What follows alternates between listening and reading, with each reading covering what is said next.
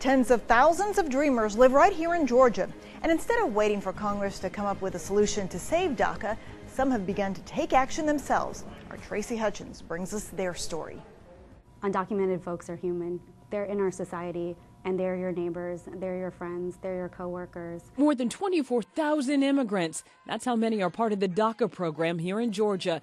It's why the concern is so great for Stephanie Cho at Asian Americans Advancing Justice. It's a nonprofit in Norcross. Cho says they expected that the Trump administration would rescind the Daca program, which allows children brought into the country illegally to stay here.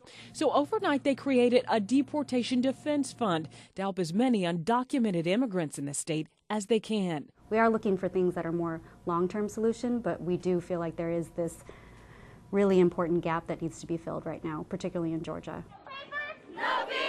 Thousands of children could be affected too. We reached out to Metro Atlanta school districts to find out how the ruling would impact them. 3 districts responded.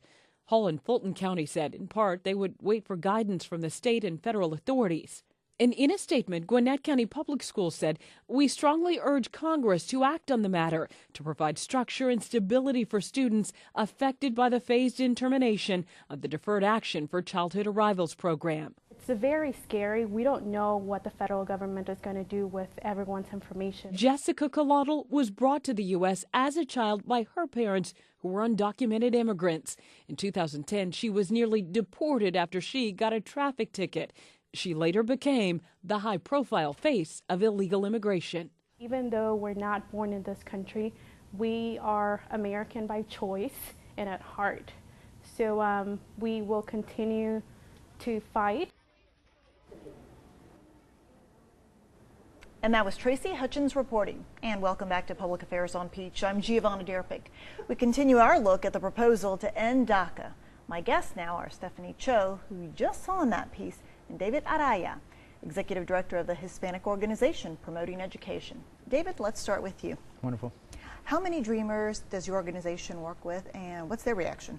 Yeah, so we estimate about 20% of our population that we serve are dreamers.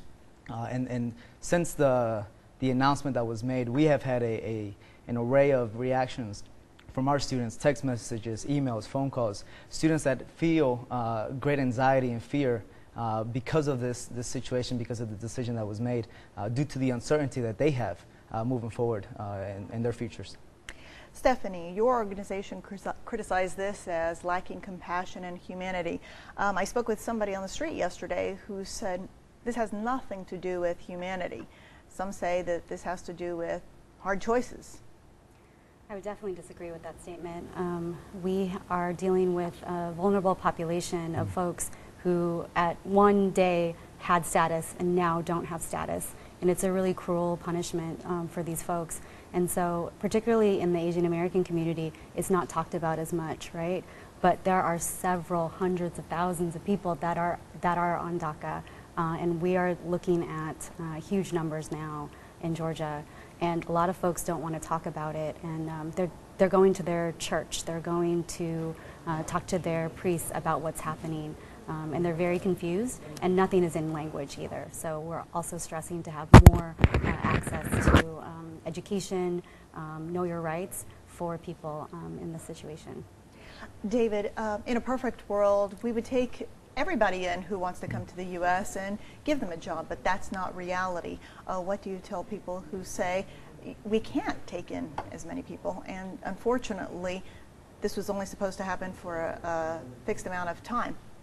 Yeah, well, I think the conversation about our DACA students isn't taking in any individual, right, additional to what we have. And the conversation is, we have hundreds of thousands of students in America who know nothing else but America as home. They are American, I mean, in terms of culture, language. I mean, they've been raised in our schools, in our public schools. They have gone through the entire educational system, and all they are asking for is an opportunity to get educated, an opportunity to serve in our military, an opportunity to give back to our country. And that is the biggest conversation. Now, very briefly, what would you say to people who say, well, why should you get reduced tuition or in-state tuition? I think in Georgia that's not even an option. So I think, you know, we've been just even fighting for, you know, just sort of that status at this point in time. So in Georgia it's not even an option for in-state tuition. Okay, thank you so much for doing this. Thank you very Thanks. much. And stay with us. We talk with the chairman of the Georgia Young Republicans when Public Affairs on Peach wraps up.